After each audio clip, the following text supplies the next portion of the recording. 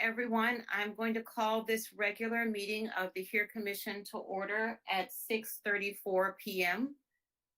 We're going to start with the Pledge of Allegiance, which is going to be led tonight by Commissioner Goto. Thank you. If everyone can please put your right hand over your heart and begin.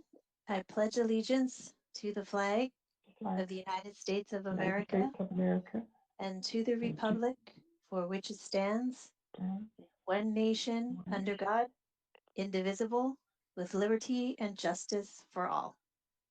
Thank you. Thank you very much. Danielle, would you please call the roll? Chair Jennings-Nunez, Here. Vice Chair Herrera, Present. Commissioner Brenhall, Here. Commissioner Fitzsimmons, Here. Commissioner Goto, Here. Commissioner Khan. Present. Let the record show that Commissioner Borja is absent. Thank you, Danielle. So now we'll go to our first agenda item, which is approval of the agenda order. So if I could ask you, Commissioners, to please just review the agenda order. And are there any objections to the agenda order? No. Hearing none, the agenda order is approved. Yes. So we'll go to turning it over to Matthew. Perfect. Thank you, Chair Jennings. Tonight's meeting is live streamed on Cable Channel 3 and our online platforms. Please email all public comments to Matthew Morales-Stevens, mmorales-stevens@sgch.org, no later than the time the item is considered by the Commission tonight. Comments will be read for up to 3 minutes each. Comments received after the end of the public comment section will be forwarded to the Commission after the meeting. If you wish to be added to the distribution list to receive Commission agendas, please email your request to mmorales-stevens@sgch.org. Thank you, Matthew. So now is the time for public comment. This is the time set aside for members of the public to address the HERE Commission on items of interest that are not on the agenda, but are within the subject matter jurisdiction of the HERE Commission. Pursuant to the Brown Act, the HERE Commission cannot answer any questions or take any action until such time as the matter may appear as an item on a future agenda. Matthew, do we have any public comments for tonight's meeting? We do not. Thank you. So now we'll go to agenda item number 3, which are our action items. And the first action item is going to be approval of our minutes from September 28th. Before we do that, though, Matthew, do we have any public comments on this action item? We do not. Thank you. The time for public comment on this item is now closed. Is there a motion to approve the minutes of July 27th? Commissioner Goto? Chair Jennings-Nunez, I just had one correction on page 8. Actually, just an addition. The organization, the museum's name is the Japanese American National Museum. So we're just missing one word. And with that amendment, I move to approve the minutes. Thank you. Yes, second. And there's a second from Commissioner Khan. Yes, I do. Yes. Danielle, would you please take the vote?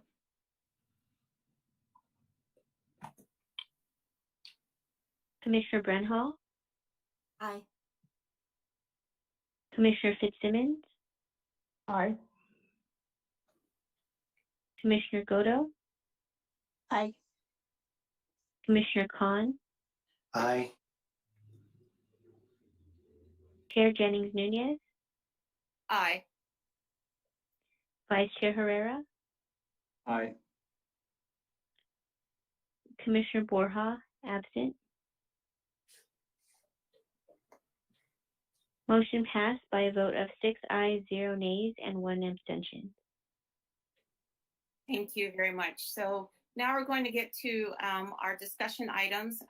This is agenda item number 4, and A is going to be our guest speaker for this evening. So I am really excited and thankful for the presence of our speaker tonight. And I'm going to ask, I don't know if it is Matthew or Danielle or Who would like to provide us with a little bit of information about tonight's speaker? Excellent, thank you. So tonight we do have two representatives, two officers from the San Gabriel Police Department's mental evaluation team. It is a fairly new team that's tackling kind of special cases here in the city of San Gabriel. And since it is such a special project that has been tackled, I'll go ahead and turn that over to the officers here tonight.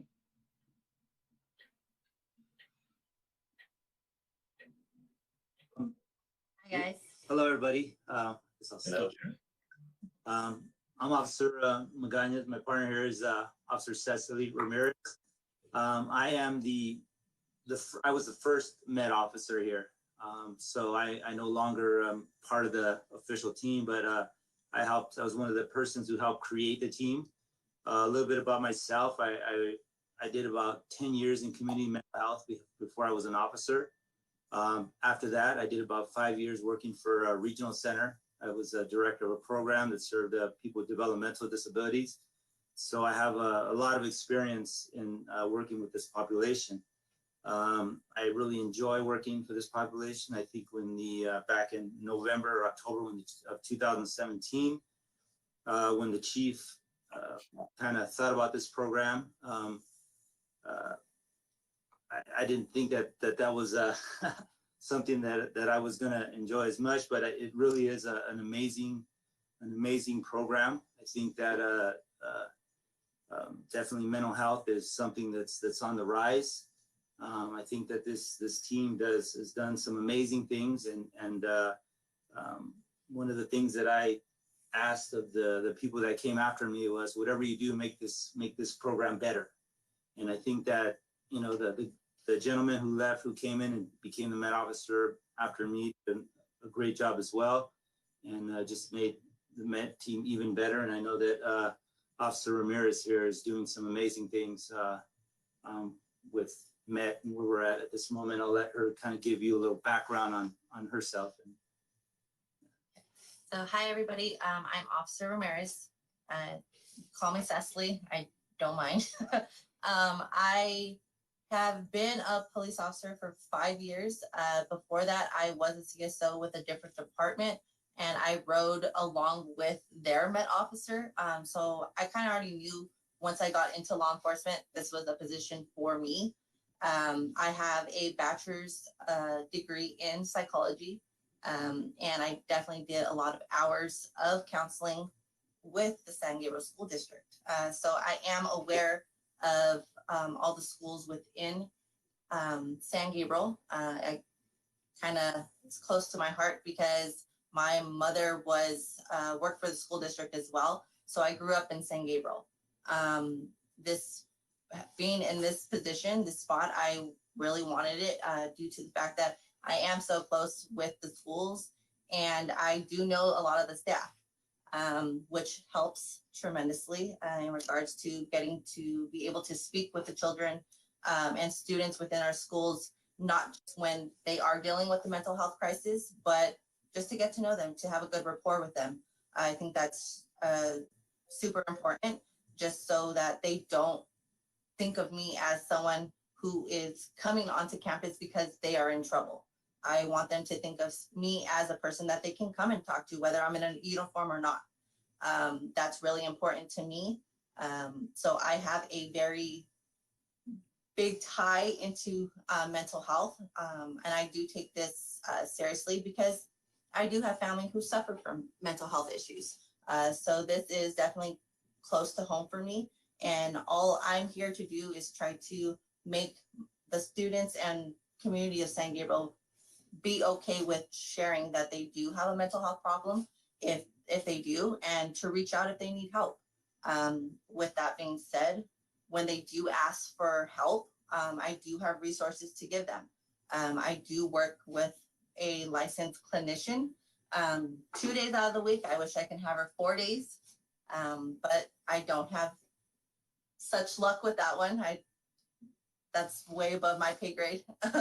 But I do get her 2 days out of the week, and she definitely helps a lot.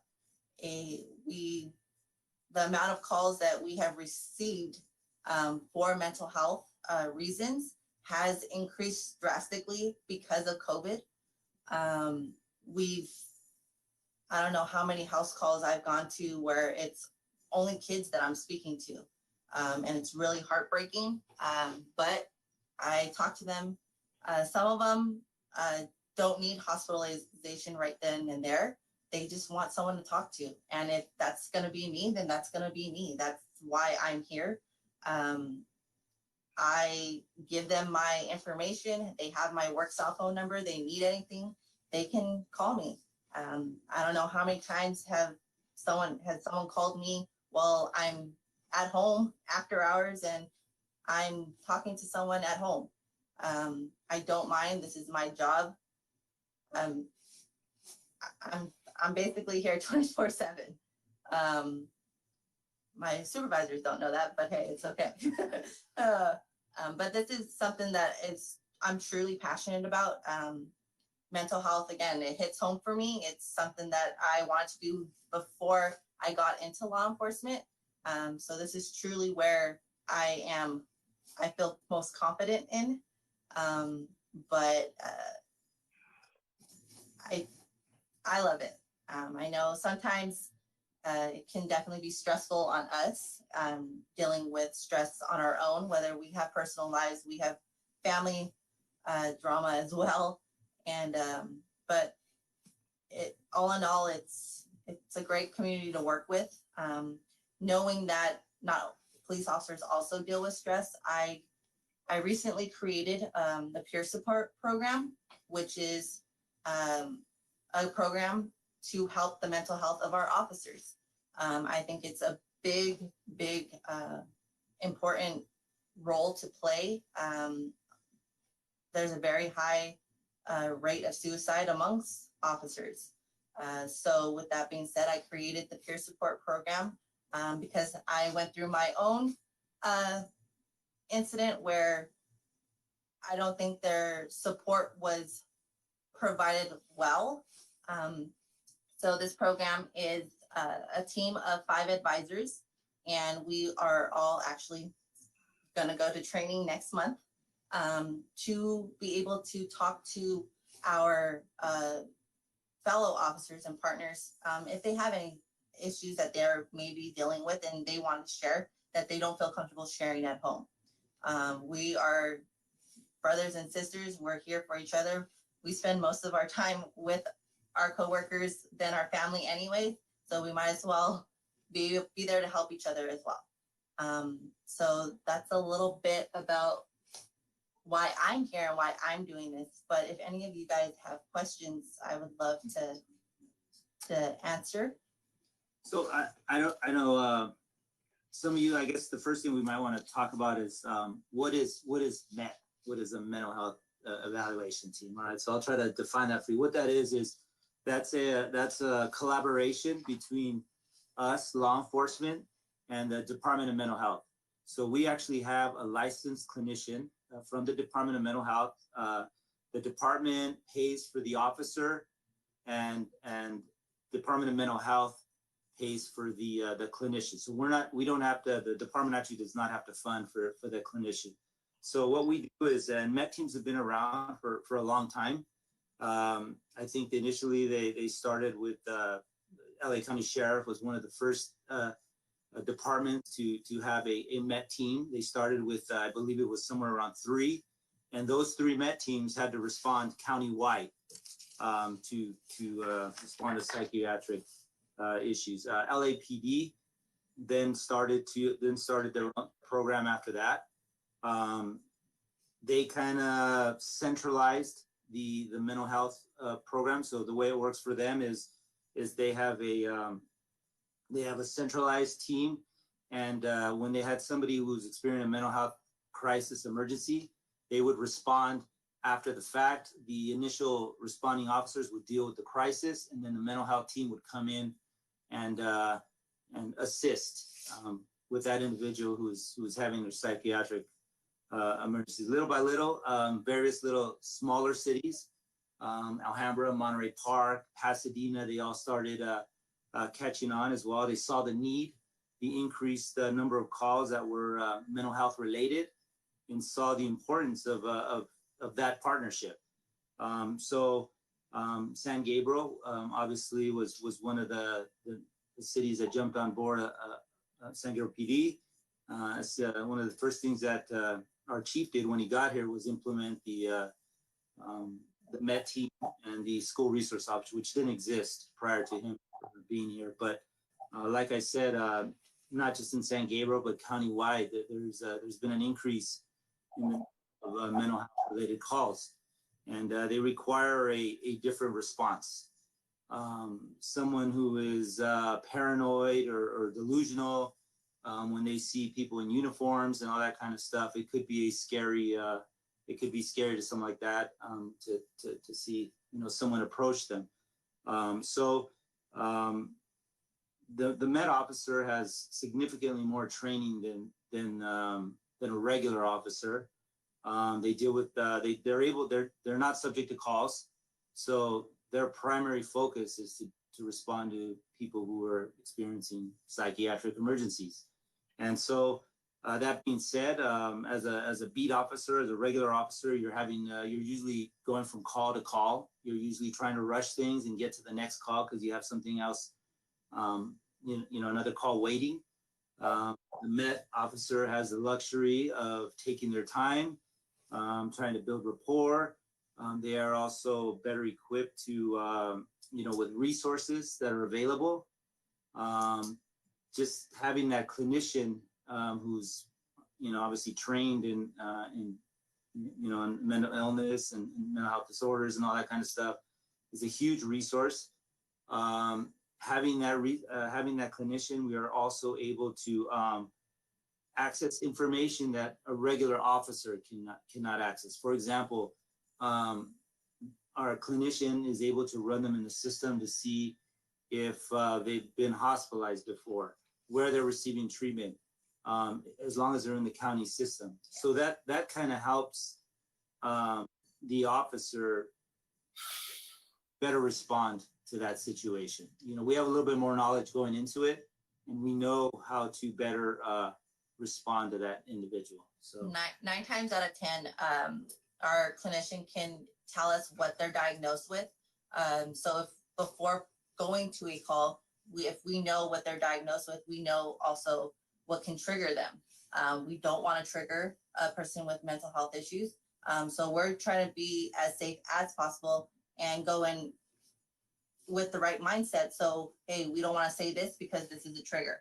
A lot of those, the information that she provides is if they are getting services, maybe we could contact the therapist, things of that nature.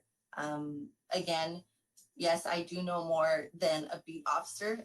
I not only did I go to school for it, and I know about different disorders and diagnoses, but I do give briefing trainings. Every week, go through 3 rotations within the year, and I do sit down with my partners during briefings and right when the new shifts start, and I train them. I do go through different trainings throughout the year, and the stuff that I learn, I pass on. So they have a whole mental health packet as well that I create for them so that they can be up to par when I'm not on shift. My hours are Monday through Thursday, 6 to 4. So there's a lot of hours in the day that I can't be here, but I do feel that the rest of the officers or my partners can handle the job. I do give a packet to them. So through trainings that I get, I make a little portfolio for them and give them to each shift. A lot of the 5150 forms I provide for them. Just so that they be knowledgeable about what they're going into too. Of course, my phone is always on, and if they have questions, they do call me. And that's okay. It's teamwork. I mean, the only way we can get through this is teamwork. And so far, we've done pretty well with all of that. yeah, on a monthly basis, Cecily also attends a monthly MET meeting that is countywide, which includes every single MET team in LA County. And at that monthly meeting, there's usually a presentation put on by maybe a hospital who maybe a resource that we didn't know was available to us. It's a time for Met officers to kind of network with other Met teams countywide, and how would you deal with this situation? I have this subject who can constantly have to go out with for this, or how did you deal with this? So again, mental health is something that's very real, and something that as officers, we're usually the ones that are the first to respond when things go bad in the community, or at somebody's home, when it's mental health related. It's usually police who's coming, who they're calling first.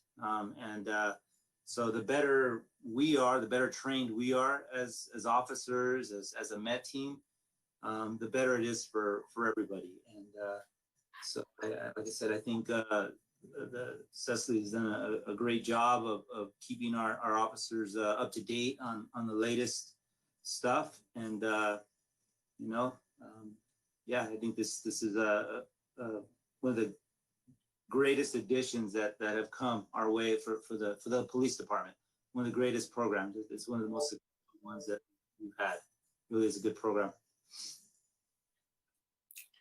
Well, thank you so much. I have seen us all kind of scribbling questions. I know people are chomping at the bit to ask you things. I'm going to kind of go through the commissioners and allow everybody to ask one or two questions so we can keep it organized. And I'm just going to go in alphabetical order. So, no favorites. So Commissioner Brinham, would you like to start? Oh man, I have to go first. I guess I'm curious, what do you see are the biggest differences since you've started the Met team, that you've seen maybe in the way that you're responding to these mental health calls, or the way that maybe the results come out from what's happening? You want to go? Well, again, I've been out of Met for about a year and a half, but I can tell you that I've had a lot of people that I've contacted in the community come up to me personally and they just say thank you for helping me out or making the referrals. I could tell you that there were situations where things got even physical, where we've had to use force on subjects who were, in the psychiatric emergency, and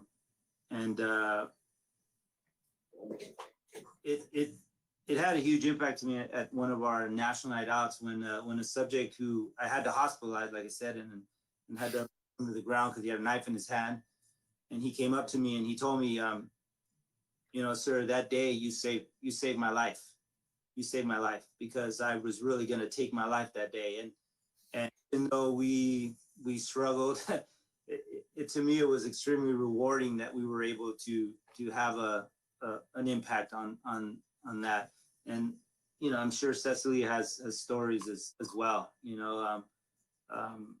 We're the ones that are responding on a regular basis to these calls, because we're tied to San Gabriel.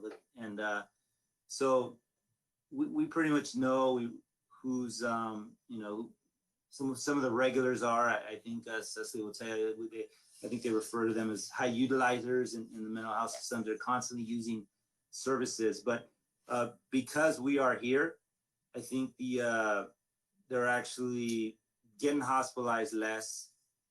They're having less emergencies. So, because they're able to call us and we can kind of de-escalate the situation, we're not having to full out go into hospitalization. So I think that's kind of, it's like I said, We've come to know our regulars. There was an incident where one, a client, I think called 911 4 days in a row. We hospitalized him. He got out within 4 hours. Next day, same thing, knife to the throat. we're doing this all over again. Because of that, with Department of Mental Health officials, we created what is known as the High Utilizer Collaboration Team. It's not just San Gabriel, but we partner with Alhambra as well. And we have a list. So Alhambra has their own list. We do have a couple of the same individuals because we are so close to each other. Literally, Las Tunas turned into Maine. So we do share some of the same mental health individuals. And we started it with 5. So our 5 regulars that we contact almost every day, every week. We now, from the beginning of this program, we started it in March. We were getting calls every single day from, let's say, a group of people, handful of people. Those calls have been limited. I maybe talk to one of them, or I maybe get a phone call of saying that I'm going to take my life once a month, which is for me 10 times better than having to get called every single day saying that I have a knife to my throat. But because of that, and because that they had called every single day, instead of reacting to their phone calls, no, now we're being proactive and knocking on their door every single day saying, hey, are you okay? What's going on today? We're talking to them daily. So they have no time to think and say, okay, today I'm by myself, so I'm going to put a knife to my throat, and now I'm going to call 911 and say that I want to kill myself. No, we're going to stop that before it even happens. And I'm going to visit my person every single day so that they know, hey, no, someone does care. I do care. And we are going to talk about everything that you're going through so it doesn't lead to a knife to the throat. And that also, me going out every day to these individuals' houses, decreases the amount of calls that the beat officers have to go to.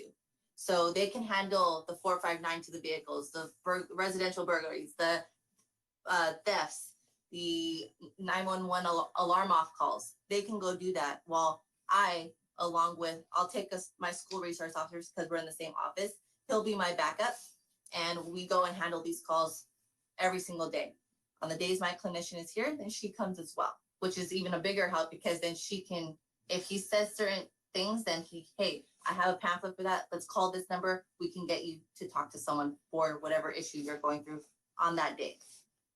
So I believe that's how I think it's changed from when he started it to now that I'm doing it. I think instead of being reactive to all these calls, we're being proactive and going on a daily basis to meet with these individuals. Thank you, Officer. Commissioner Fitzsimmons? Oh, can I ask a couple more? Sorry, Chair Jennings. I'm going to go one and one. Okay, limited. All right. Just because I want to be respectful of their time and of everyone's time. So we'll go through everybody first. Okay, Chair Jennings, you had called me. Cecily and Gil, good evening. Can you explain the difference between the MET team and the PET team in the schools? How that works, if the MET team is actually the backup? Yes, so there is protocol with regards to schools. Schools have a PMRT team, and that is outside of our med team. So PMRT is specifically for schools. They are supposed to, the school district is supposed to contact the PMRT team first and then contact us. 9 times out of 10, that does not happen because PMRT is countywide and they do cover a really big area. So we do understand that. So I do get called out a lot to the schools, which no problem to me. I do know the school district does get kind of upset with us when just say my hands are tied. I'm on a different call and they're like, well, we need this person right now to be evaluated. So there's sometimes where they're not too happy with this, but at the same time, hey, there is protocol. But we do understand that the PMRT does cover a very large area. and we are more than happy to help. But again, the schools do and are supposed to contact PMRT first. And if it is within, I want to say, because it could go up to hours of wait time. If it does take longer than an appropriate amount of time, then they can call us. And just to clarify, PMRT team is a team of 2 licensed clinical social workers. So they're actually directly funded by Department of Mental Health, and they respond, like my partner said, countywide.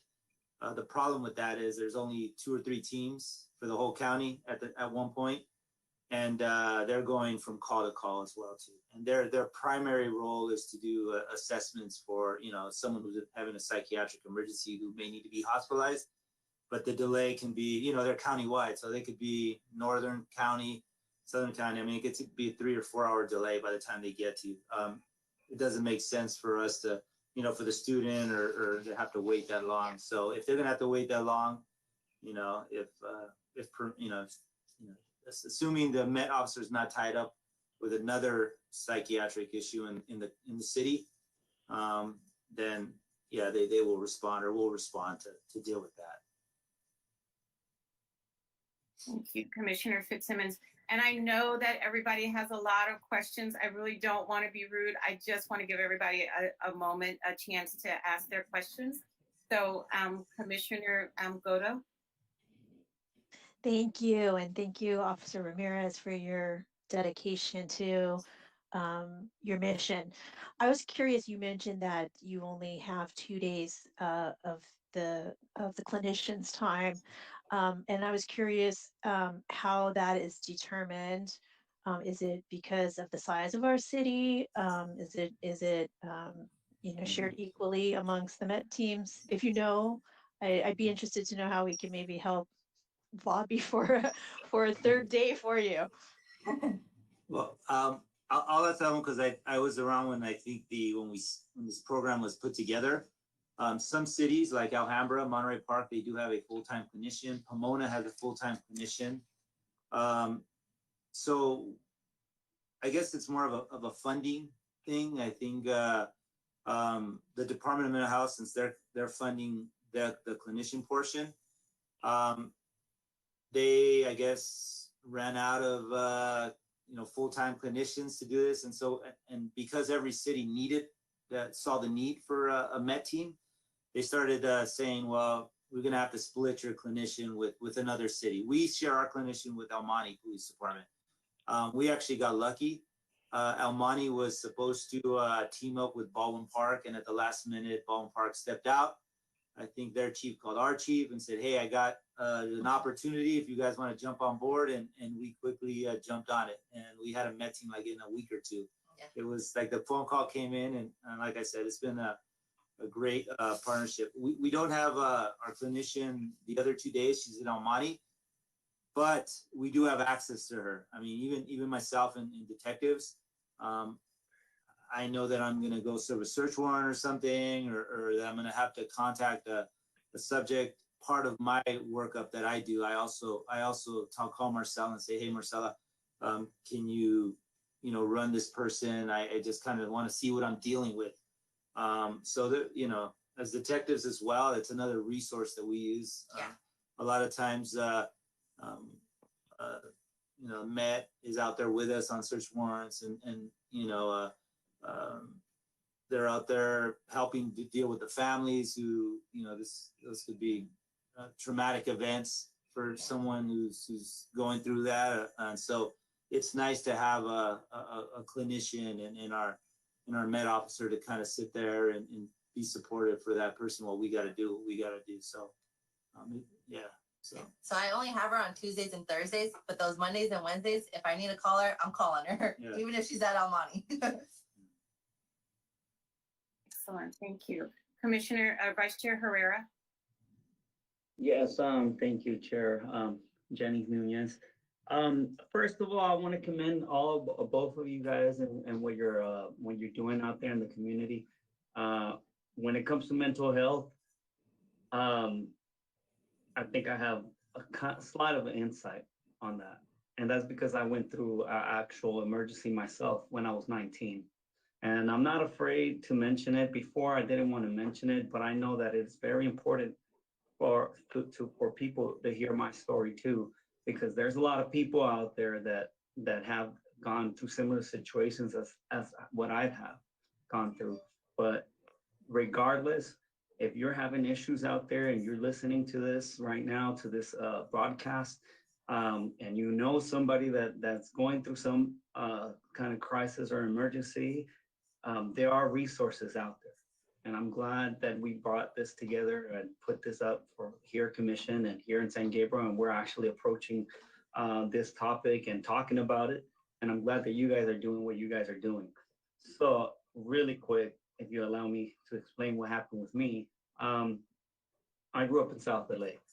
I grew up in the worst areas in South LA. I went to Fremont High School, and recently I was looking at the school districts and all that, because I want to eventually have kids and all that. And I went and I looked at what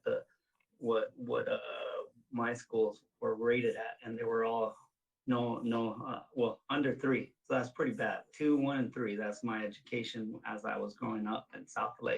But anyways, the surroundings that I was around, people smoking marijuana. I started smoking at a young age because of my peers and because I didn't know better. Okay, so I was about 16 when I first experimented with it. Anyways, it wasn't until later on in my life when I experienced an emergency.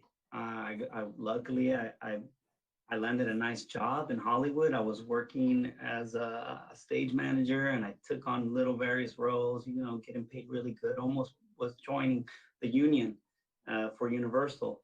I was doing great, but in that industry, I got introduced into more marijuana, which I regret. I strongly regret ever even taking that first hit, or whatever you want to call it, because it made me think weird things, and I had that one emergency or crisis.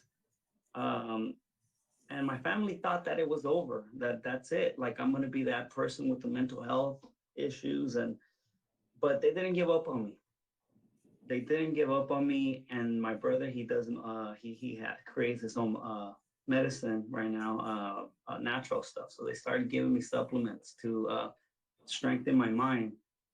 Because what happened to me was, I had a chemical disbalance in my head because smoking marijuana, that's what it does. A lot of people don't know that, and they think it's cool. And a lot of what's happening right now, I'm strongly against it. It's just we're normalizing something that's really bad for the community, and it's legalizing marijuana. I think that's a bad route that we're taking, and that's statewide and the whole nation. They're doing it. So luckily me, I had strong support from my family, and they took care of me, right? I ended up going back to school because I basically didn't graduate high school. So I got my GED, and then I went back to school. I went to Camino, studied political science and history. I got my AA from there. And then I went to Cal State LA, and I got my degree in political science with an emphasis in pre-law. I think I did pretty good for myself. I came up from the bottom, completely the bottom, and actually crashing and hitting the rock, hitting the street pretty much, the pavement. My face was on the pavement and there was no going up.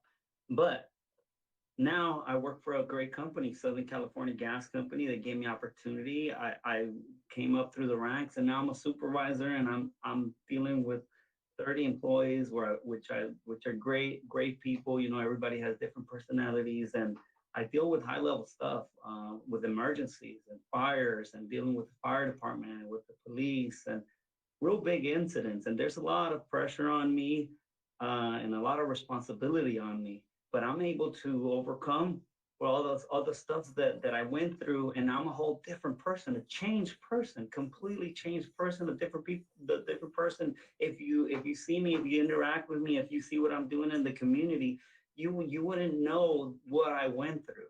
If I don't speak about it, and people like me don't speak about it, people may think, oh no, there's no solution for this person, that's it. They hit rock bottom, that's it. Let's give up. Let's just get them on some weird medication and that's it. That's done. They're done. But it's not like that. There's other avenues.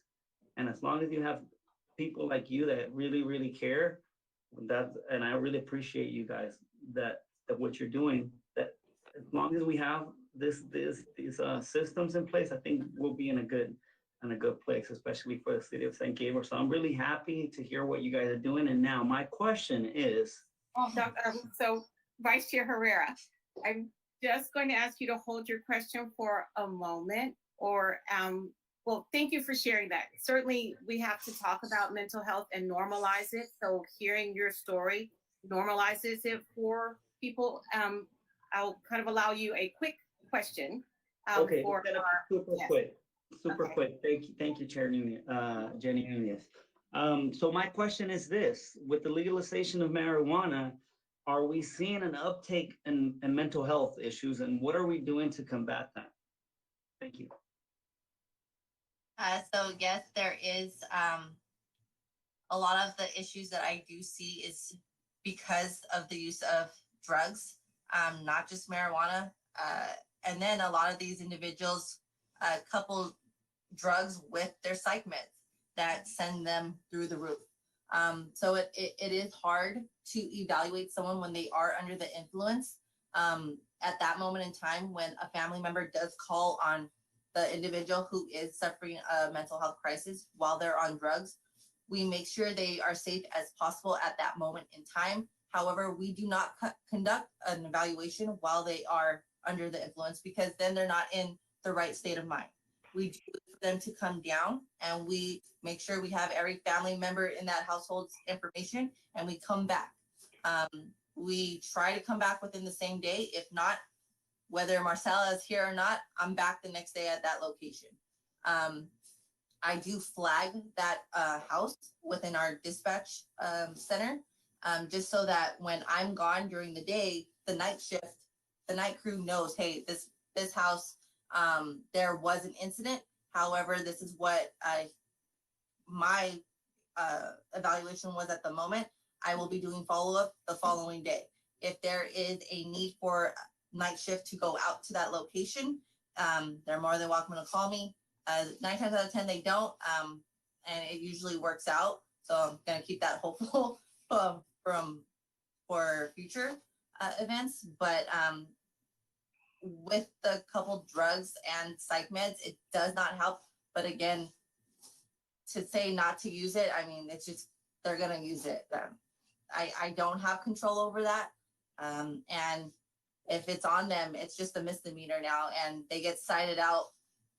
They don't even go to jail anymore. They just get cited out. So we do try to educate them as best as I can, but it's a choice, and they're the ones that are making those decisions for themselves. Even though we say, hey, it's making it 10 times worse, not everyone listens.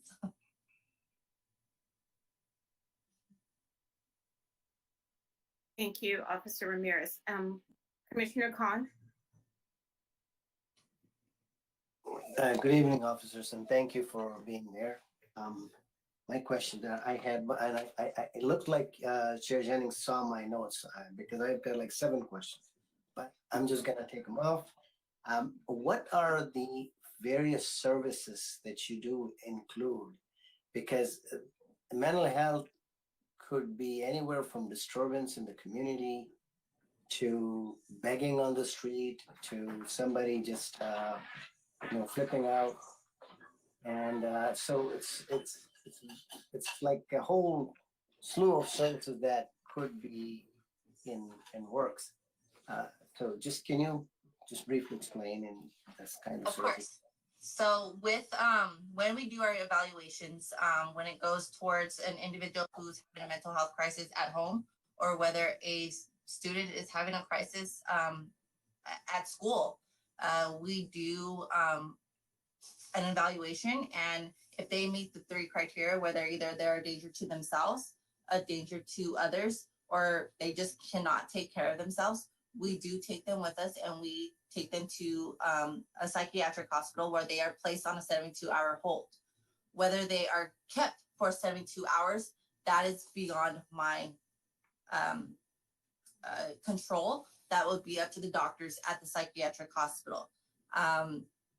It's unfortunate, but I do see the individuals that I take out within 2 hours. I feel like I wait longer at these psychiatric hospitals to place them in the hospital than they actually stay in the hospital. So I do come in contact with the individuals that I place on holds throughout the day, multiple times a day. But other than putting them and placing them on a hold, I also, if they are just say having a bad day and they need to talk to someone, we do have an access, the 1-800 access line, which is a anonymous person that they can talk to. Just if someone needs to talk, they're not so much a danger to themselves or others, and they can take care of themselves, but they need someone to talk to. So we have that access line available 24/7. There are also services that we can provide for them, which is like Asian Pacific Alliance, which we do set them up with therapy services. Arcadia Methodist Hospital has perfect, wonderful therapy services that they'll will refer them to, and then the hospitals will reach out to these individuals who are suffering from whatever they may be suffering from. In regards to homeless, I do talk to a number of homeless people. The homeless population, again, it is not a crime to be homeless. Half of our homeless population does not want help. No matter how many times I get called on them for just being in the middle of the street or being on the sidewalk, they do not want help. Sometimes I'll get lucky. I bother them so much that they're saying, yeah, I want help today. And I am able to contact LA HOP, which is a homeless outreach service that you guys as individuals can go onto the website and you can say, hey, I want to make a referral for them. With LA HOP, we have to make sure that that individual will stay in the same location, because then a service provider from that organization will come and meet them and then actually go place them in a shelter. But again, I have to be either a real good talker that day, or I don't know what it is, or like all my cards align that day where they say, okay, I want help. Then I'm like, all right, cool, I can refer them. We do, I know Alhambra uses Lakata. That's kind of, I'm working on it. Mark, that's where I may be contacting you pretty soon. Sorry, just give you a heads up. That's gonna be my next little project for you. But again, they do help. Alhambra Police Department helps tremendously. Again, a lot of our homeless population is their homeless population. We share them because we're on the border. Sometimes Alhambra PD just says, go to San Gabriel. You know, they won't bother you. Then San Gabriel PD say, hey, go to Alhambra. They won't bother you. But we do try to offer them a lot of services. We also have a host program, which is our homeless outreach program, where us officers dress down and go to each individual and take down their names and provide them with information in regards to where they can get showers, where they can get food, where they can get shelter, and things of that nature. And that program is zero enforcement. We're not there to enforce any laws. We're not going to arrest anybody. You know, the whole goal of that program is for officers to provide support to people who are homeless, who need services.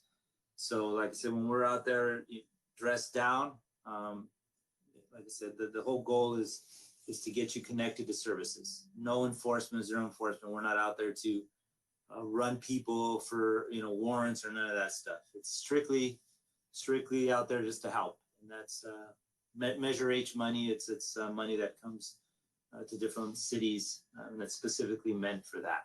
So. Thank you, Commissioner Conan. So I get to go last for right now. So I will just say, based on the amount of the questions from just the 6 of us, it is very clear that the services that you provide are very necessary and really intriguing for the general public. We never get, to ask you all of these questions. So I really appreciate you being here. My question is kind of two parts, but I'm only going to keep the one because I made everybody else do one. But the first one is there a way to specifically call for a MET team evaluation if I call 911 or the police department? And then the second part of that is going to be for everyone else. How do we get in touch with you after this if we have questions, or how would the public reach out to you? Okay, so yes, if you or your family member is suffering a mental health crisis, you call 911.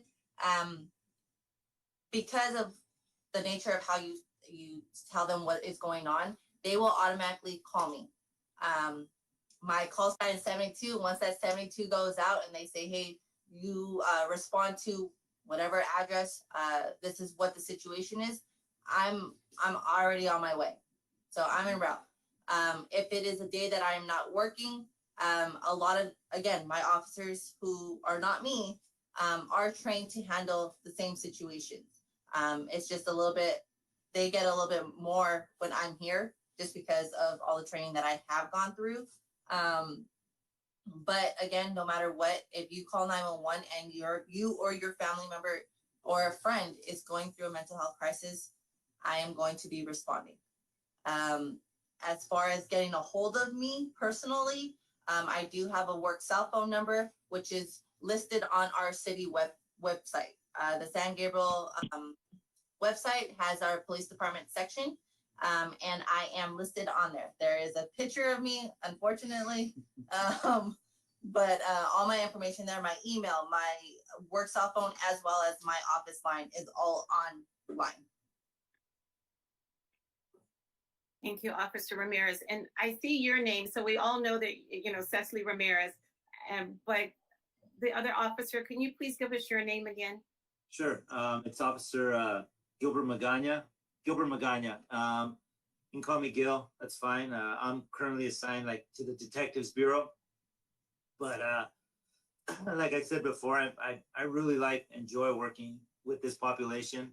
I've done it for many years. I feel comfortable with it, working with people who suffer with mental illness. I think I'm good at building rapport. I'm at the station Monday through Thursday as well, even though it's not my full-time job. I too am listening to the radio, and I hear the calls, and I can respond or run out, in the event Cecily is not available. So like I said, I still familiar with the resources. He was our previous Met officer, Yeah. and he kind of got the ball rolling. Yes, it was the chief who wanted this to come about within our department, but he was assigned to, okay, here's the information. I want this to happen. Make it happen. So he made it happen for our department. So since he started it, I kind of wanted him here to give a little background, but I do work side by side or alongside with our school resource officer. So every time there's an incident at schools, I go just so I can build that rapport. So the students know my face as a friendly face. And if some of them, I don't know how many times has it happened where we're visiting the school just to say hi, and the kid comes up to me asking if they could talk to me. I'm for it. If you want to talk to me, sure, let's sit down. And because I am not subject to call and I'm not on a beat like he was, so when I first started, he actually had to cover a beat and do Met at the same time. Mm-hmm. Now I'm housed in the school district, so I work closely with the San Gabriel School District. And any issue that they have, they knock on the door and they're like, hey, Gabriel High School needs you. Jefferson needs you. McKinley needs you. So we work very closely together. But knowing that I can make a difference a lot in the child's life, because with COVID, I've seen a lot of it mental health affect the students, which breaks my heart. But if I could talk to them and they feel comfortable talking to me, and they've never shared anything before, then I'm winning at the end of the day. So that's really important to me. Well, thank you, Officer Ramirez and Officer Magana. there's been a lot of emphasis lately on reimagining policing, reimagining police interactions. And I think that this is an incredible program that kind of is a great example of that. And we really appreciate you being here. And I want to thank Commissioner Fitzsimmons for bringing this suggestion to our meeting. So thank you, Commissioner Fitzsimmons. You know, I predict that we will have you back for our part 2, hopefully maybe with community members once COVID is over, because we were really lucky to be able to ask you these questions. So we really appreciate you being here tonight. Thank you. Thank you. Thank you. So, Thanks, guys. See you tomorrow.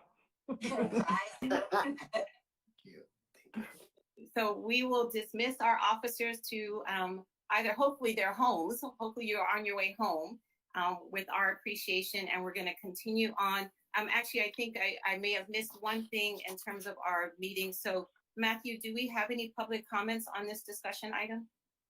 We do not. Okay. So the time for public comment on this item is now closed. I think it was closed earlier, but it is officially closed now. So thank you again. Thank you, Officer Ramirez, and thank you, Officer Magana. We're going to move on to discussion item B, which is discussion and approval of our proposed proclamation. The City Clerk's Office has drafted a proclamation in honor of Native American Heritage Month. The proclamation language will be presented to the Commission for review and approval. Matthew, do we have any public comments on this discussion item? We do not. Thank you. So the time for public comment on this item is now closed. So attached to our agenda today is the proposed proclamation for Native American Heritage Month.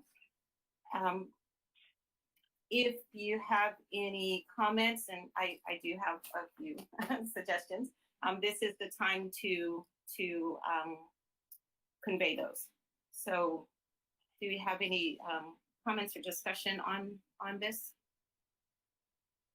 If I may briefly, just a quick background on the proclamation. And as a recap, I'm sure everyone's familiar, but as Chair Jennings stated, this was drafted by our City Clerk's Office, and then this will be going to be presented by City Council at the November 2nd meeting. So the goal here during the meeting is to kind of help finalize and make suggestions or recommendations to the proclamation for the City Clerk to make the revisions and then present back to Council.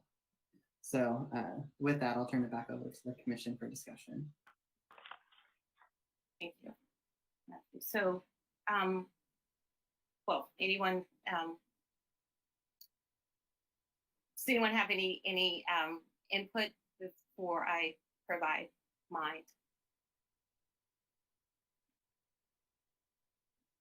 So I will just say that I got a little bit of a preview before it was placed in our agenda. And so I did speak with Rebecca Perez, and the initial proclamation was kind of more of a national proclamation. And so I did ask if we could specifically reference our local tribes. And so that's kind of what's represented here. And I guess my recommendation or my suggestion now would be that we expand it a little bit more to include that national and the local. So I really liked, and I don't know if there's a way to bring it up, but the initial proclamation had, I can read it or we can provide it, but it was, whereas during National Native American Heritage Month, we celebrate the rich tapestry of indigenous peoples who are descendants of the original indigenous inhabitants of what is now the United States, and have moving stories of tragedy, triumph, and perseverance, which we recognize as inextricably woven into the history of this country. And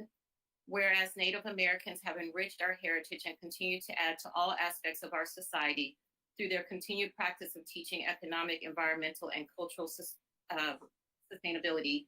And then I would like to add those two at the beginning because they're national, and then bring it down to a local level and continue with number 3, but remove the during National Native American Heritage Month, since we're going to have it in that first part. And then continue with 3, actually put what is the third whereas as number 2. And I can send you this if you want, but I just have some suggestions about, and obviously the city clerk's office gets to make the final call, but I do think that we should lengthen it a little bit by adding those 2 things from the original one that are more national, and maybe just making a few changes with what we have here. Chair Jennings Nunez, this is Director Perez. Thank you for those comments. And yes, if you would be willing to send that on, some of it that we are a little bit limited on length. So some of that was incorporating some of the comments that you had, which we thought were great in terms of bringing it a little bit more local. But we will try to incorporate some of those national comments, if you will, back into it, and in keeping with the length that we have. And City Clerk has the best feedback on that because they do the proclamation, so they know exactly what can fit, if you will, on that proclamation. Right, thank you. I was trying to look at the previous proclamations and do a word count because it just seemed kind of short also, but you can't copy and paste the actual proclamation because of however it is published. So if you can do that, I think that would be great. Thank you. And I'll send that to you. Thank you for going above and beyond and trying to do that word count. We'll try and figure that out and add some of those comments back in. Perfect, thank you. Is there any other input for the proclamation?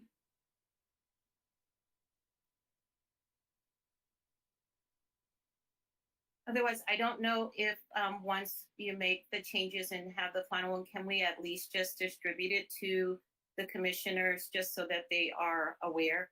If we vote on proceeding tonight with those, is this a vote, Matthew, that's required, or just a review? As a formality, just to make sure that since the HERE Commission was the one that brought this to the city and council's attention, that as a whole, the commission's on the same page, to take it to a vote to be sure that everyone is comfortable with what's being proposed to the city clerk and city council.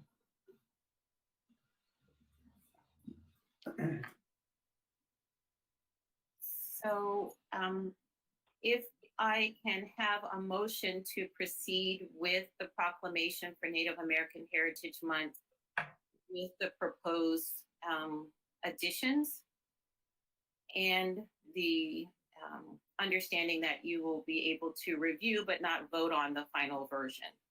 Is that correct? Yes. If I can have someone make that motion. I move to move forward with the proclamation. I second that too. And do we need to do a roll call vote, Danielle? Vice Chair Herrera,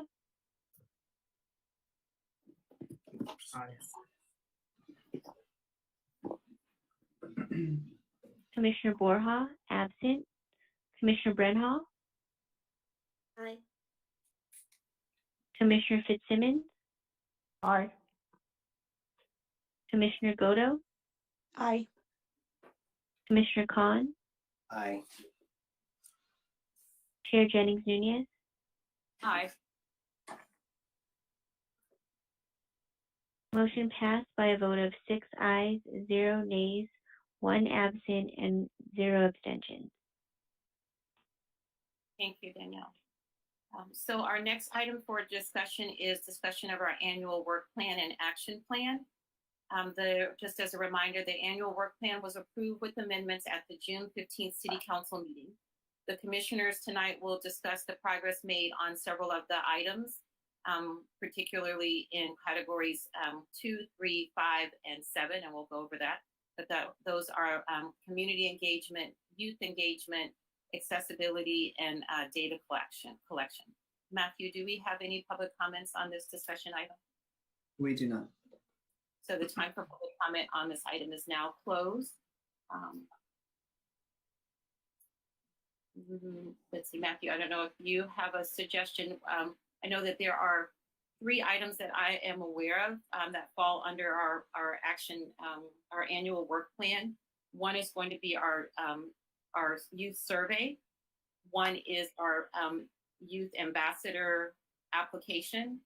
And then the third is Native American Heritage Month celebration. Correct. And if I may recommend that we hold the youth ambassador application review until next meeting. The commission, is welcome to move forward with the discussion, but with Commissioner Borja out, and she's kind of the one that brought all of this together, it might be most appropriate to hold that. Thank you. So we'll start with Commissioner Godo in terms of the survey. You did an excellent job. Thank you. Thank you. And Matthew did an excellent job helping us put it into SurveyMonkey form. So I think everyone received that with the package, and it is a test link. So I think what would be wonderful is if everyone has an opportunity to please click on the link and do the survey. My understanding, it'll pop up with some instructions that let you know that your responses will not be collected as part of the survey.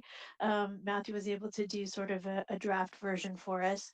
So if everyone can take the survey, and if you have any comments, there's a place for you to put them in. But we really like to finalize this and then figure out the next steps to actually distribute that. Matthew, is there anything special that we should know about testing the survey? No, as far as testing, it'll be very straightforward. You'll just review it. What you see in the test is exactly what the students will be seeing. My only note is once I input the questions into SurveyMonkey, it kind of auto-generates what the anticipated time for completion is. I don't have that off the top of my head, but I believe once I added in all of those, it was around 7 minutes, which is fairly long for a survey. People typically stop after the first few questions, which is usual regardless of how interesting the survey may be to them individually. So if there's key questions that the commission is looking for, I would recommend even moving those to the forefront. So the first couple questions are the ones that we're really wanting to receive, which I believe was already in the method that was already done. And then any kind of plus questions would be included towards the end. I think that's really great feedback, because I actually was taking a survey and quit after which it said it was going to take 10 minutes. I think I was 20 minutes in and I just gave up. So if everyone wouldn't mind, when you're taking the survey, if you can kind of keep track of how long it takes you. I think there are a lot of questions, but a lot of them are multiple choice clicks. So hopefully it's not going to take too long. But if you could kind of make note of how long it takes you to get through, I think that would be helpful too. To Matthew's point, people are not going to stay on it for too long, myself included. So I think that that would be great, and maybe we can, if set a deadline perhaps in the next say 2 weeks, if everyone had a chance to click on the link that was sent out and make any comments about any suggestions or things that you want to change, so that we can get a finalized version. Does that sound like it has enough time for everyone? Yes, and I would just remind everyone, or all of the commissioners, in terms of your responses, if you could please just respond directly to Matthew and Danielle at the most. We can't respond all because of the Brown Act. So, send your comments directly to our city staff only. There's actually a little button right on the survey, so you can put a comment in right on the survey, and so Matthew will get it directly. But if you feel more comfortable emailing Matthew, then please feel free to do that too. One other thing that we kind of I think discussed a little bit last time at our last meeting was the potential for having it translated into other languages, which I don't believe SurveyMonkey offers that. So I think for the students, it's okay for it to be in English, but that might be a topic that we need to address if we're going to use the same survey for the community at large. Correct. Yeah. The current platform or current, I guess, service level that we pay for through SurveyMonkey does not allow for the survey to be translated into multiple languages and then receive the same results on the same survey, if that makes sense. So potentially the survey could be translated, but then we would need to go in and take the results and do the analysis on our own rather than having SurveyMonkey do it, which would be perfectly fine, but just as a kind of awareness as to that will take some additional staff time once the results are in. Matthew, what's going to be our Commissioner Goto, what's the distribution plan for the survey? I think Commissioner Borja was looking into whether the school district would help us with sending out the information about the survey to the schools. And I have not touched base with her on whether or not that was going to be possible, but she didn't feel like there would be too much pushback, but it may be something that she has to run by the school board for approval. Because otherwise, I think the other thought was to perhaps through her contacts go through some of the student clubs and groups like that to help have them help us reach other students that way. So if there are other thoughts that any of the commissioners have, please let us know. Chair Herrera. Thank you, Chair Jennings Nunez. I actually took the survey. Good job, guys. It's pretty good. It took me about 2-3 minutes. So on question 11, if I may, what is your ethnicity? Please check all that apply. We have African American, Asian American, Caucasian, Hispanic, Latinx, Native American, and Pacific Islanders. If you see a trend here, is that a lot of them say American in the end. I think, like for example, African American, Asian American, and Native American. I think some people are going to consider themselves just Asian and not Asian American. So it will be beneficial to have one box that says other and let them write whatever they want. If just click other, but I think it will be beneficial to put other and then self-describe. But other than that, great job. Thank you guys for all your hard work.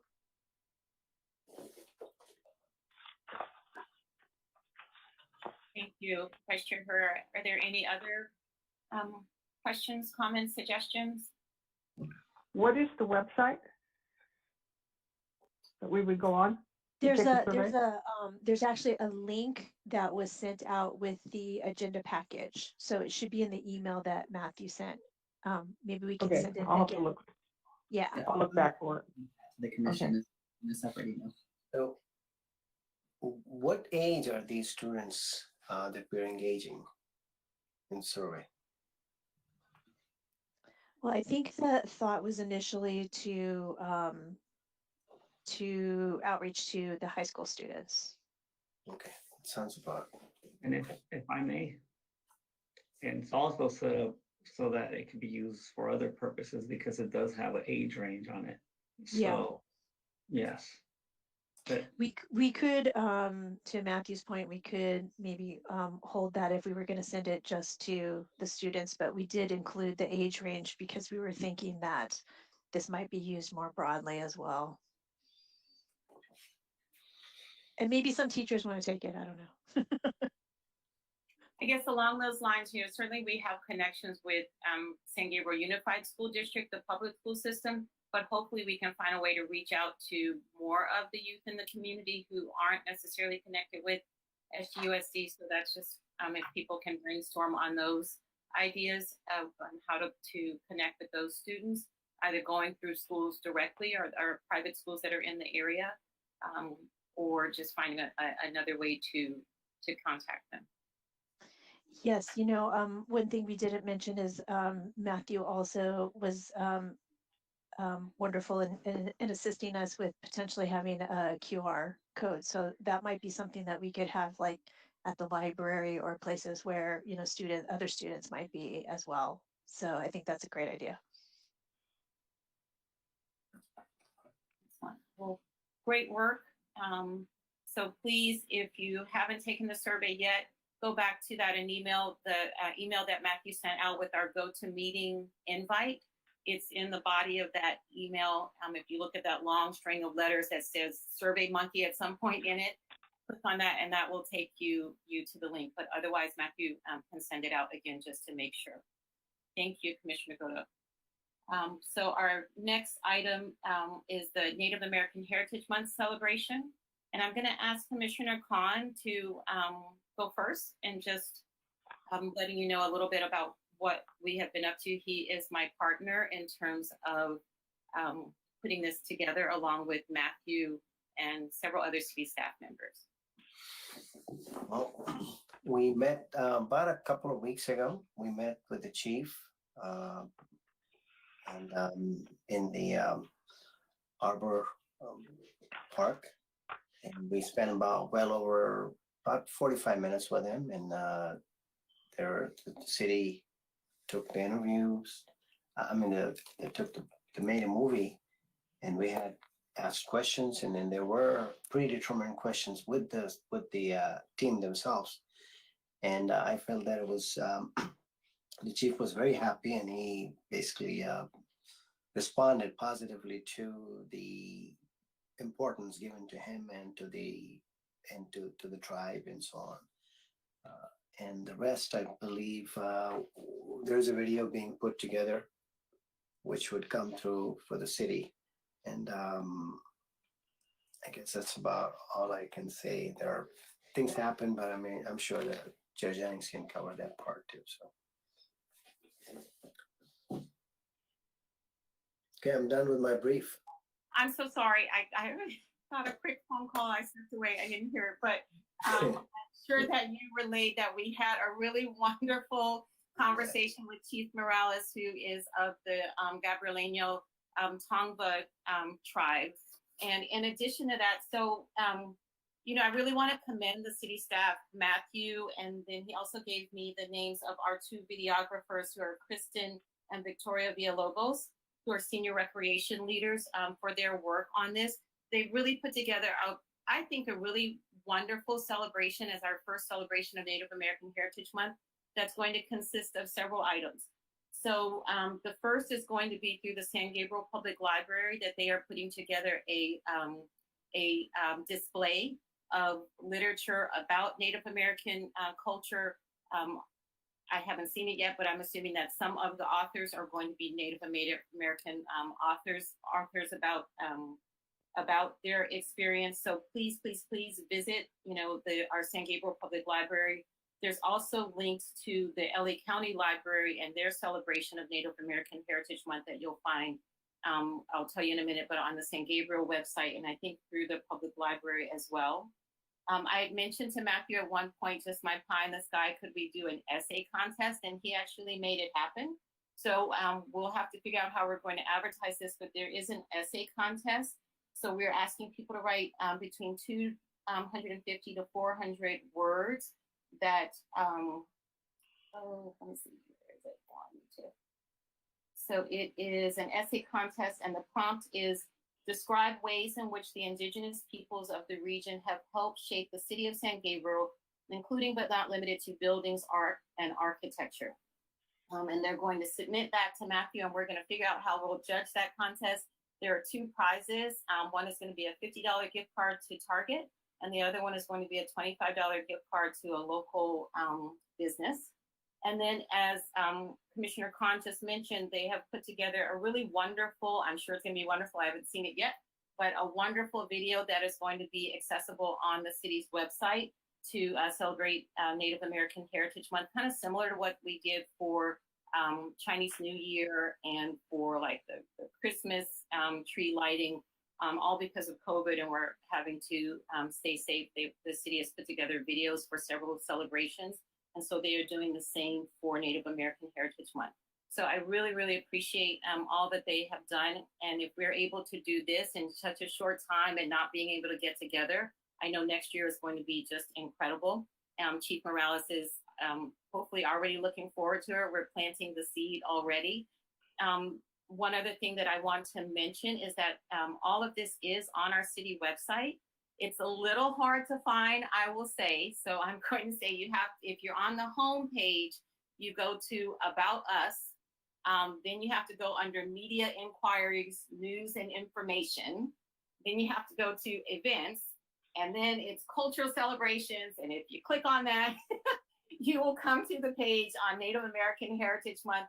And at the bottom of that, actually, they list the proclamations and some other events that we've had in the past. So for LGBTQ, for Juneteenth, for Black History Month, for Hispanic Heritage Month, all of those are available on that page. So I hope that we can one day make our website a little bit more easily navigable, or whatever the word is.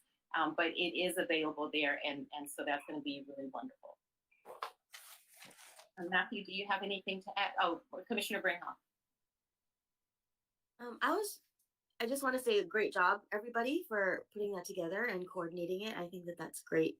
I did want to ask, because in our talks for the land acknowledgement statement, we talk about how there are two different tribes that we are kind of coordinating between or talking to. I was just wondering if there was a reason that it was just Chief Morales that you talked to for the video and the Native American Heritage Month. Sure. So I'll definitely go ahead and field that question. So I appreciate you bringing that up. There was definitely no ill intent or anything like that. It was who was available and willing and able to do it on such a quick turnaround. So we were playing phone tag between Chief Salas and our city staff. So, you know, like things get busy, and this was beyond his his full-time job and what he does with his other cultural celebrations and other cultural items. But this is also a very busy month that a lot of the chiefs get pulled for county celebrations, or the city of LA has things, or reporters are looking to get a hold of them. So we were fortunate enough to, since Chief Morales does live nearby, he was able to carve the time out and speak with us at the Grapevine for the video. But definitely in the future, if that was something that Chief Salas had time for and was interested, we would 100% welcome him to do so. Thank you. That's a great question. Matthew, do you want to add anything to that? Sure. So just one item as far as how to quickly access the information, because that is definitely, I know, an issue with our website. There's a couple options. You can either type in directly sangabrielcity.com/1577, and that will directly get you to the webpage for the Native American Heritage Month celebration items.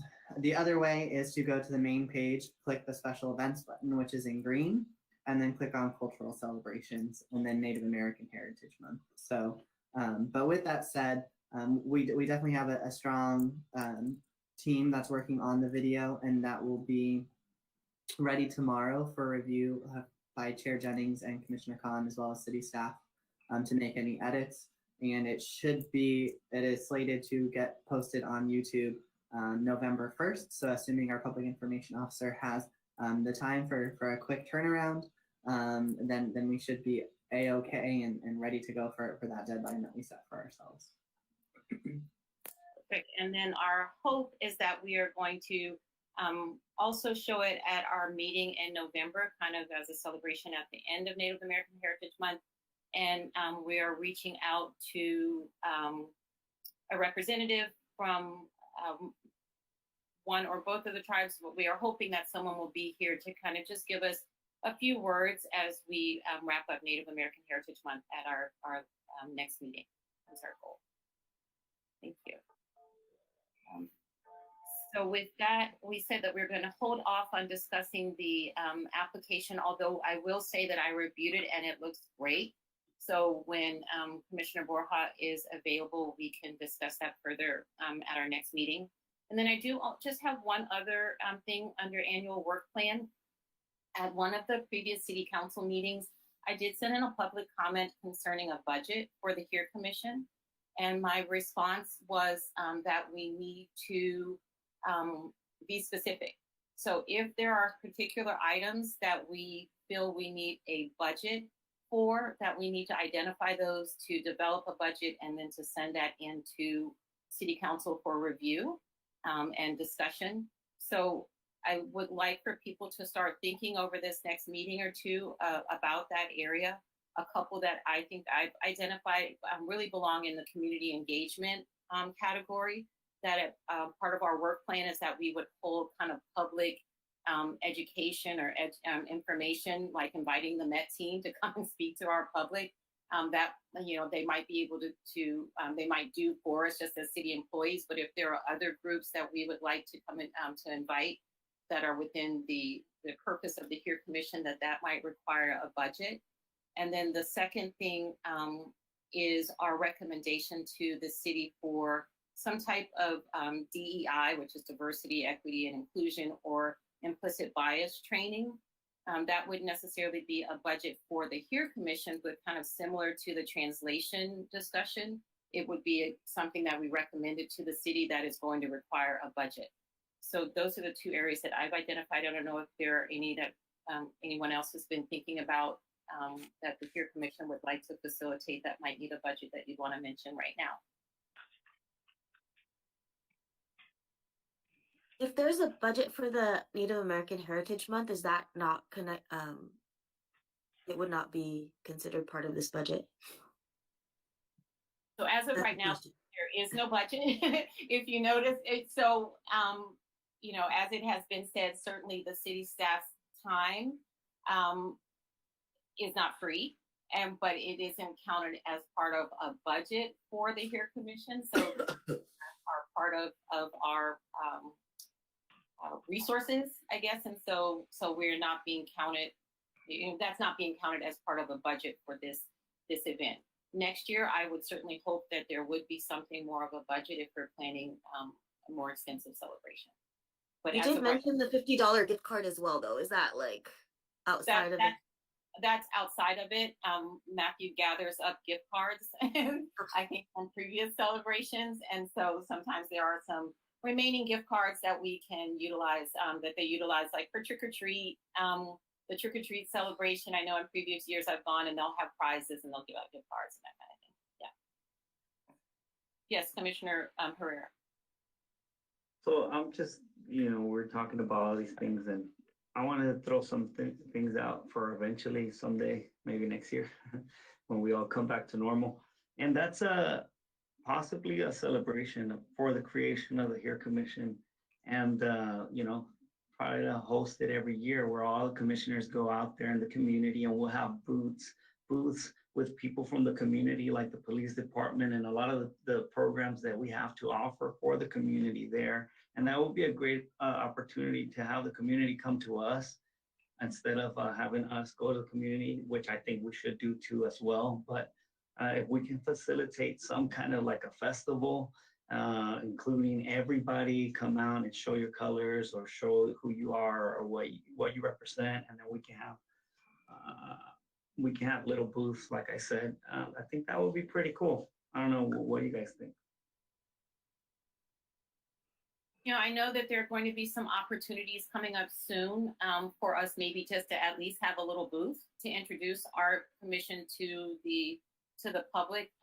Blossom Market is looking at having a community event. It's more for nonprofits, but they might allow us to have a booth there as well. There are other city celebrations where they invite the community and nonprofits to have a booth. And so certainly if commissioners were available and felt like sitting at one and introducing themselves to the public, that would be a good option. And I think definitely a good way to get started with that. Thank you. Any other input in terms of this agenda item? If we can have a little time to think over, because I know there are just so many programs that we've been talking about. I'm not sure. I mean, we also have talked about having some sort of, getting together were celebration, community celebration type of program. At one time, I thought we talked about that too, but maybe if we have a little time to think about it, we should be able to come up with something. Definitely. This is just an introduction for the idea. And my hope would maybe be by January that we have put together, some events or a couple of events that we would like to present to the city council in the new year to ask them about a budget for those events. So no, this tonight is just throwing it out there for you to think about. Commissioner, Vice Chair Herrera. I was thinking that we should have some kind of community outreach budget. I don't know how specific they want this to be, but definitely a community outreach budget. So we can hire some people to hit the grounds. I know I would love to go and hit the grounds with all of you, but we might need a little bit of man or a lot of man and woman force out there. Thank Boots you. on the So I ground. would say to please put that together. My advice, I guess, from the city council was to be very specific. So kind of like a budget, we'd have to come up with an idea. We'd have to explain what it is and the logistics and an actual budget for it. I don't think they're quite prepared to just give the HERE Commission, here's a budget, some money, kind of use it the way you want to use it. So at this point, we would need to be very specific about the event that we are proposing and very specific about the budget that we're asking for. Thank you.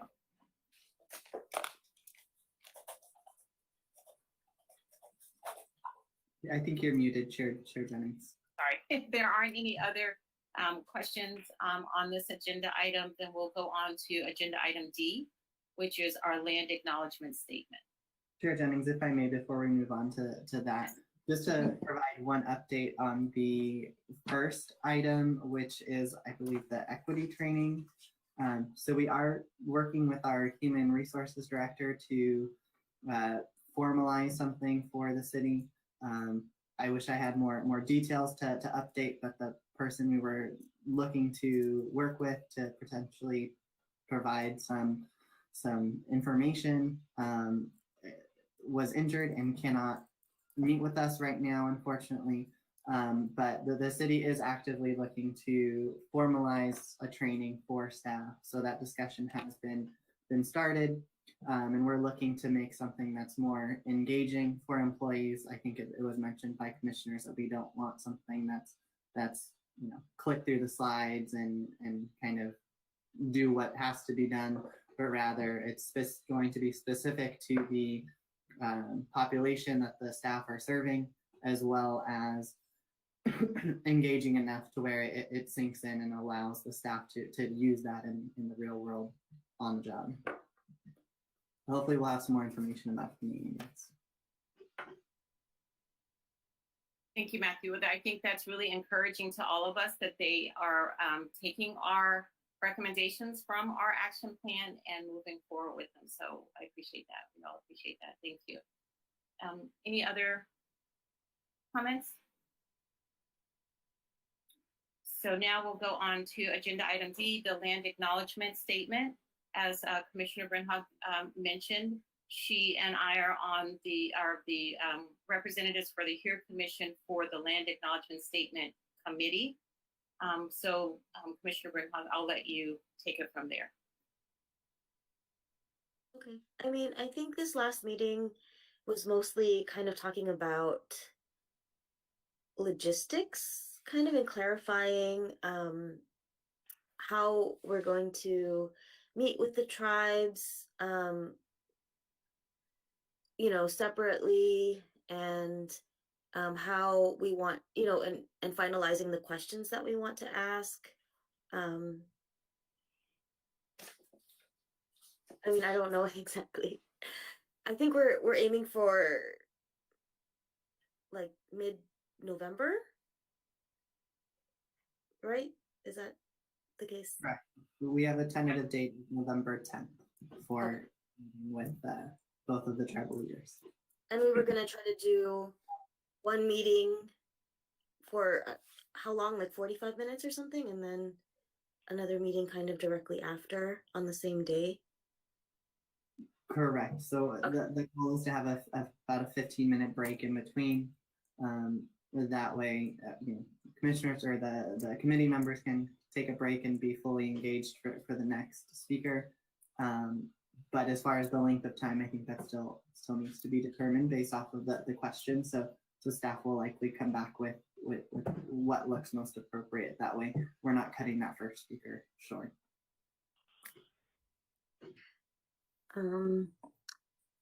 Yeah, I don't remember. Do you want us to share the questions, or I mean, how much detail are we? No. No, I'm sorry. I think this is just kind of an update for the HERE Commission because the idea for a land acknowledgement statement did come out of both commissions. So we're just trying to provide you with a little update. So as Commissioner Brinhoff said, we met on October 6th. The next committee meeting is kind of to be decided, but it sounds like it may be November 10th, and then we'll be providing you some additional updates, hopefully in our November meeting. I will say it seems like there is a web page for everything on our city website. There is a land acknowledgement statement web page on the website as well. And so Matthew was saying the easy way to find that one, there is a search feature on our website. If you type in whatever you're searching for, it'll at least give you a list of where to start. So if you type in land acknowledgement statement, it'll give you some links to click on.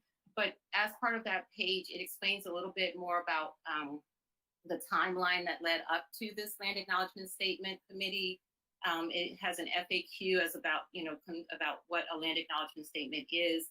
And then it also gives you a way to participate. So if people have suggestions or questions or whatever concerning the land acknowledgement statement, there is a way that you can send those to Matthew. Matthew gets all of the information. So please, if you have any questions or share that information with friends or other residents in our city. That's all I have. And then just for the record, there were no public comments for this item. Thank you. I forgot to ask that. So now the time for public comments is closed. Are there any other questions concerning this agenda item? Thank you. So thank you, Commissioner Brinhoff, for your work on this as well. So our next agenda item is going to be commission reports. So I'll do what we did with our questions and just call on each person if you have any statements or brief information that you would like to share. So Commissioner Brinhoff. Thank you. And Commissioner Fitzsimmons. Not at this time. Thank you. Commissioner Goto. Sorry, I have two brief items. I wanted to just make everyone aware that this past week on October 24th was marked the 150th anniversary of one of the biggest or the biggest massacre of Chinese immigrants in the history of California, which took place in Los Angeles in 1871. And many people are not aware of this event. Michael Wu, who was the first Chinese American elected to the LA City Council, has written an essay about the massacre, in which he reveals that he also knew nothing about this event until 2012, despite having grown up in Los Angeles as a native Angelino, born and raised. And he's currently chairing a steering committee to create a suitable public memorial about the massacre. So in light of recent events and the rise of hate crimes against Asian Americans, I think it's important to know more about the history and origins of this kind of discrimination. And you can find his essay on Zocalo Public Square's website, which features essays, interviews, events, and many, many topics with the mission of connecting people to ideas and each other.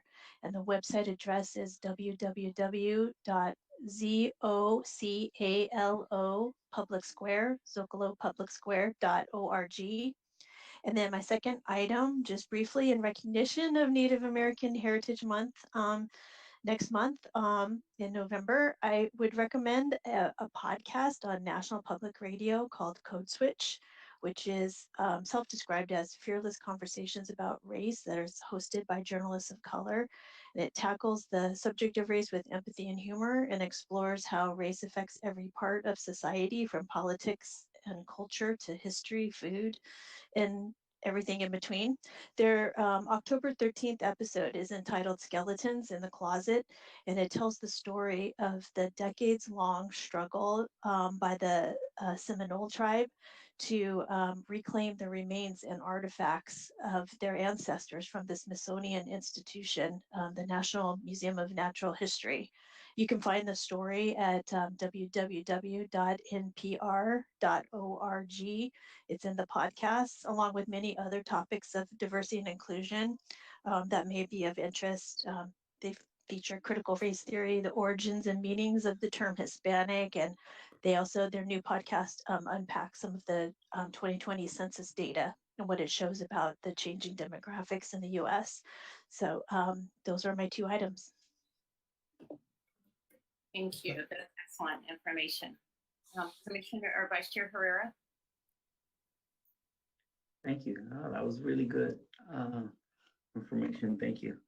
I want to say I'll be brief, but I'll never brief. A couple of things. I went to a couple of events over this break that we had. In between, I went to the San Gabriel Dumplings and Beer Festival, where I think I ran into a couple of you. It was a great turnout. I felt finally we're coming out and we're seeing that light. But I want to remind everybody to please, keep following those protocols, keeping the distance, wearing the mask, and just be vigilant and using the hand sanitizer and all that stuff. We're not out yet, but it feels great to finally see these events coming back. And the other event that I went to was the Asian Youth Center Gala, the 32nd Gala. Actually, they've been in the community for such a long time, and I want to give them a shout out and credit for doing such a great job with the youth in our community. And I wish them many, many years to come. They're just a great asset to San Gabriel.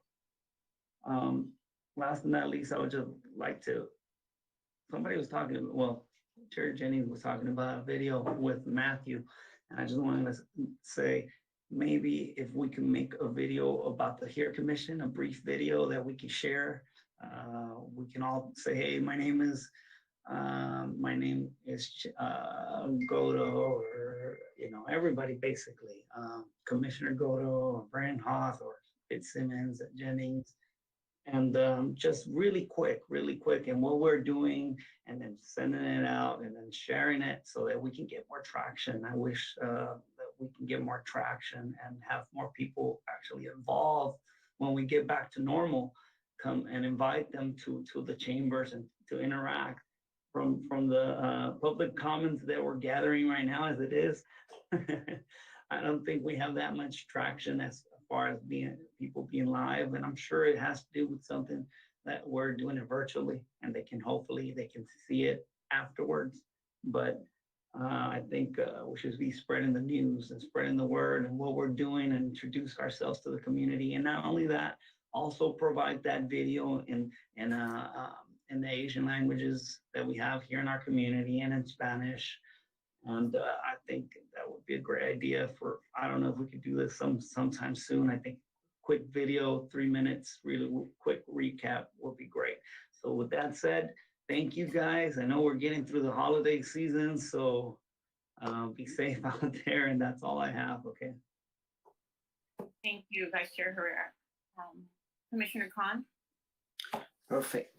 Yesterday we had our quarterly Interfaith Leaders meeting, virtually I may add, and we presented the Bert Newton's sort of the housing project program, and Mark did add to the whole program that what it meant and so on. So I hope the rest of the leaders take care of, sort of pay attention to it and see if they have room, first of all, for building, and if they want to take advantage of that. So that's one.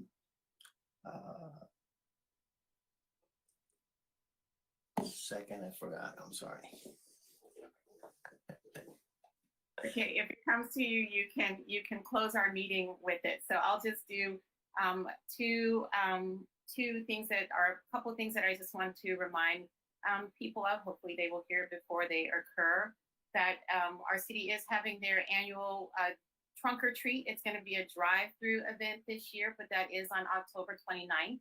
And then something that is more cultural is that our annual Dia de los Muertos drive-in again concert is going to take place on November 4th. You do need to register for that event beforehand. And the city is also setting up the altar as they have in the last couple of years. And it's a really incredible job. I think you can still send in pictures if you want for your relatives to be, your deceased relatives to be part of the Dia de los Muertos altar. So that's just a really wonderful celebration to be a part of. My second thing to bring up is something that I spoke with Mark Lazaretto about, or he actually mentioned to me and I mentioned to him, but there is this 21-day racial equity habit changing challenge that is going around, or I've seen it put as a 21-day anti-racism challenge or 21-day equity challenge. They're all kind of sponsored by a diversity, education, research, and consulting company. I got an invitation from my professional society, and I think it came across Mark's desk at some point too. So I'd like to maybe put it on the agenda for next meeting, just to describe it to people and invite them to participate in this challenge. Thank you. Commissioner Khan, did it come to you? Yes, I did. I think in reference to what Commissioner Herrera mentioned about how many folks watch, last meeting, my understanding is that after the program, after our commission meeting ended, there were about 106 people watching our sort of recording after the fact. So Matthew probably can get statistics from some place. I mean, it's nice to know that 106 people at one time will be watching, our program after that. So.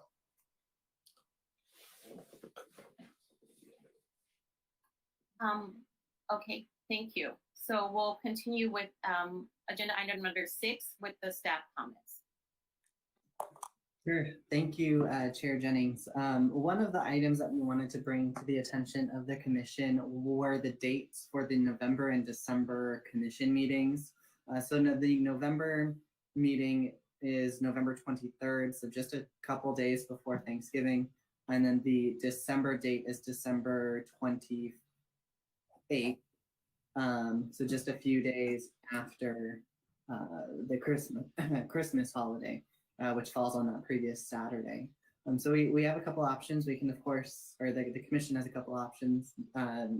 We can still host the meeting on those days without a problem, but I also understand that the commission members, as well as members of the public, as well as potentially any guest speakers, do have family commitments to attend to at that time. So there's the option to move the meeting to the previous Thursday, which would fall on November 18th, or we can also forego one of the meetings and move. They'll continue on.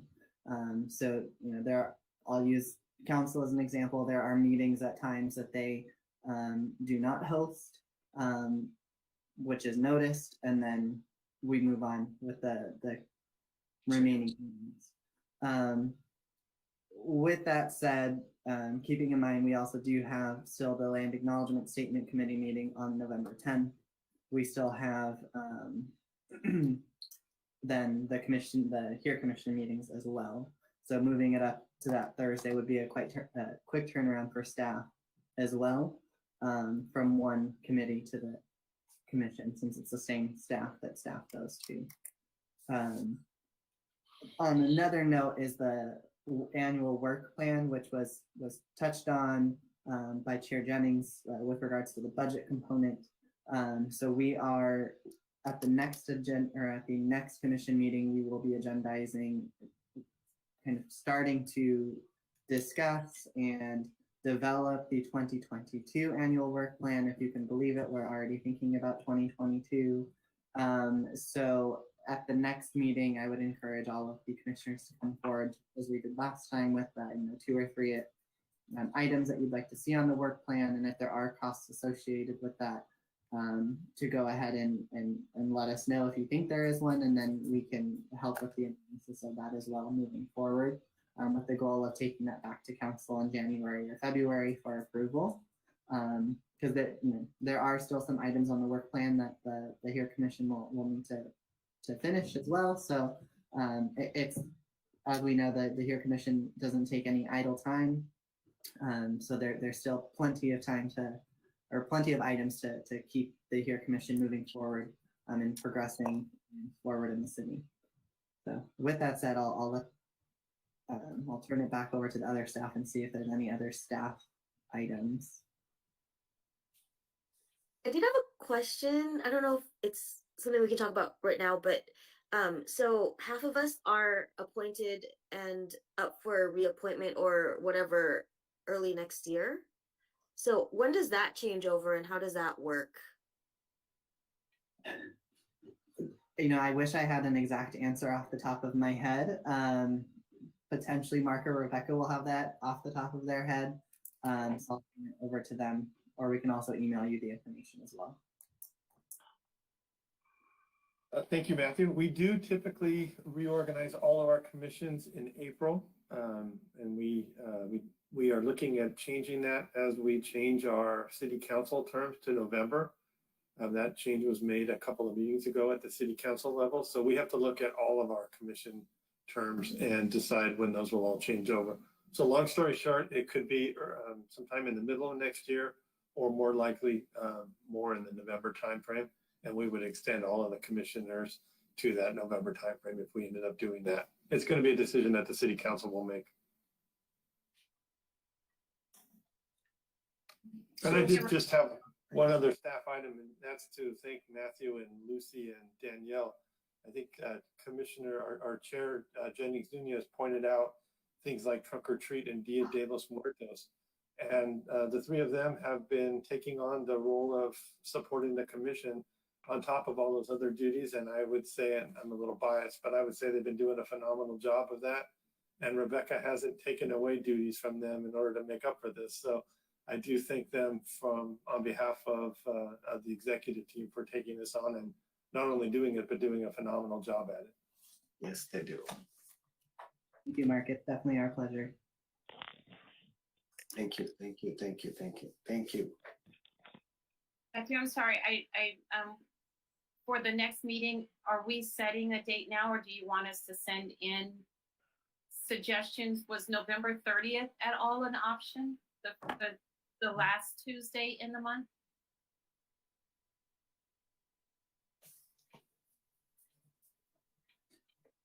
That shouldn't be a conflict with any other commissions or council. That should be open, but I can confirm and send that out as well. Suggestion would be the November 30th, if that's possible, and then not have a December meeting.